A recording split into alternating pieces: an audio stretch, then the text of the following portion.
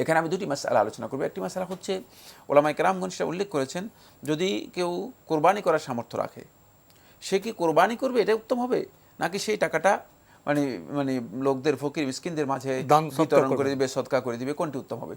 জুমহুর ওলামায়ে কেরাম, বরং এই মাসআলার মধ্যে আলেমদের তেমন দ্বিমত নেই, দুই একজন আলেম শুধুমাত্র দ্বিমত করেছেন। বাকি সমস্ত ওলামায়ে কেরামের বক্তব্য অনুযায়ী সাব্যস্ত হয়েছে যে কোরবানি করাটা হচ্ছে আফদাল, শ্রেষ্ঠ।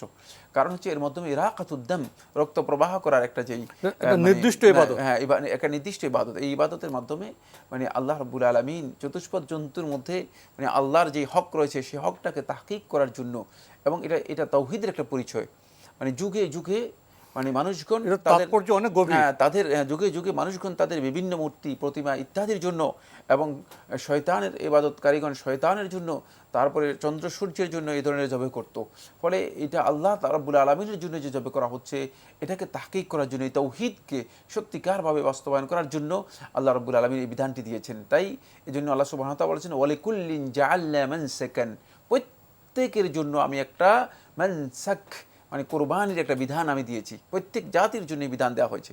তাই বিধানটি অত্যন্ত ইম্পর্টেন্ট হওয়ার কারণে এখানে ইরাকাত উদ্দামটা হচ্ছে, রক্ত প্রবাহিত করাটা হচ্ছে উত্তম, করে সন্দেহ নেই। এক্ষেত্রে সদকার চেয়ে এটা উত্তম হবে। বাকি এবং আপনার পয়েন্টে আসবো সেটা হচ্ছে এই, যখন একজন ব্যক্তি আগে হয়তো 50,000 টাকা 1 লাখ টাকা দিয়ে তিনি কোরবানি করতেন, এখন এই পরিস্থিতির কারণে তিনি যদি সেই কোরবানিকে শুধুমাত্র মানে তিনি যদি একটা নর্মাল কোরবানি তিনি আসেন, সেখানে 20,000 টাকা দিয়ে 30,000 টাকা দিয়ে একটা কোরবান করে, বাকি যে টাকাগুলো রয়েছে এই টাকাগুলো তিনি যদি ফকির মিসকিন আত্মীয় স্বজনদের মধ্যে বন্টন করে দেন, তাহলে তিনি কোরবানির যে ফজিলত রয়েছে সেটাও পাবেন, অতিরিক্ত বন্টন করার যে ফজিলত রয়েছে সদকায়, সে সদকার ফজিলতটুকু তিনি পেয়ে যাবেন, সদকার ফজিলতটুকু পেয়ে যাবেন। বর্তমান প্রেক্ষাপটকে যদি আমরা সামনে রেখি, সেটা আমাদের কাছে খুবই স্পষ্ট হবে যে পরিস্থিতির কারণে দেখা গিয়েছে যে অনেকেই যারা শ্রমজীবী রয়েছেন, তারা বিভিন্নভাবে উপার্জনের মাধ্যমে তারা জীবনযাপন করতেন, সংসার চালাতেন। দেখা গেছে তারা আর্থিকভাবে আজকে সংকটাপন্ন অবস্থায় রয়েছেন।